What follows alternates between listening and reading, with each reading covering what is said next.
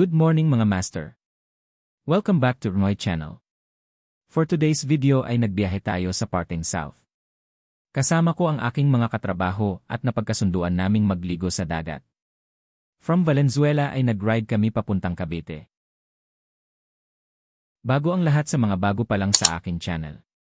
Pahit naman ang subscribe button at i-turn on ang notification bell para updated ka lagi sa mga video na aking i-upload. After 2 hours mahigit na bayahe ay narating namin ang entrance papuntang Marine Base na kung saan dun sana kami magsiswimming ngunit hindi kami nakapasok. Dahil no activity ang mga Marines doon. Pero may lumapit sa aming ate na nag-offer ng pwede naming puntahan para makapag-swimming. Wala daw entrance fee doon at cottage lang ang aming babayaran. At napagkasunduan namin na doon na lang kami pumunta sa tinuturo nung ate. Nagbiyahe kami ng 15 minuto papunta doon.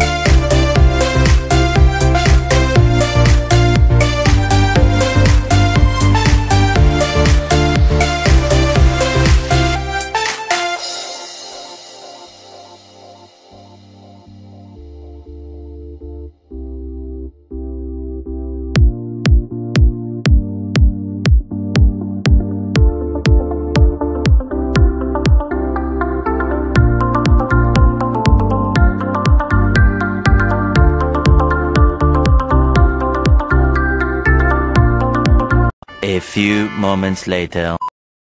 At andito na nga kami sa beach resort na aming napuntahan. Welcome to Patungan Beach Resort. Kasama natin ang ating mga tropa. Wala nga palang entrance fee dito, tanging cottage lang ang aming binayaran. Ang kagandahan dito sa cottage ay may kwarto at free to use na din ang mga gamit sa pagluluto. At nagsimula na din kaming mag-asikaso ng aming mga lulutuin para may makain kami mamaya. Ang iba ay nag-ihaw na, nagsasaing at nagpe-prepare na ng ibang panglulutuin. Ang iba naming kasamahan ay hindi na nakatiis kaya pumunta na agad sa dagat para maligo.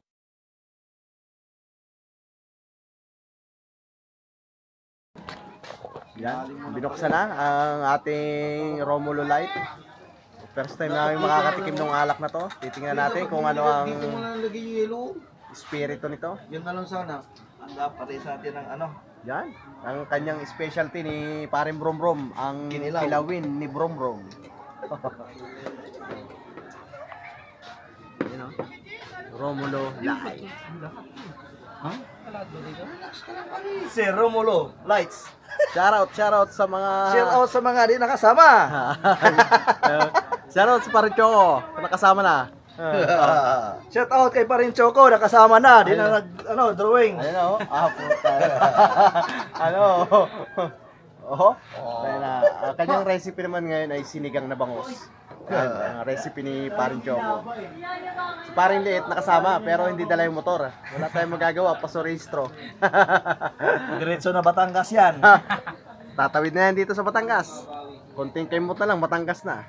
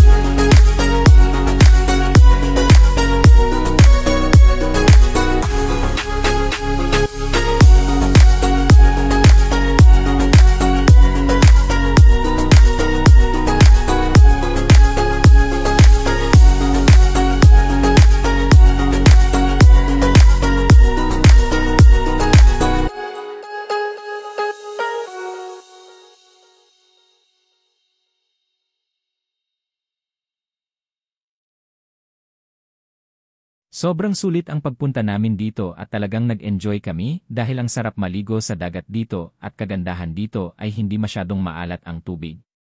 Hanggang sa muli nating bayahe mga master. Salamat sa panonood.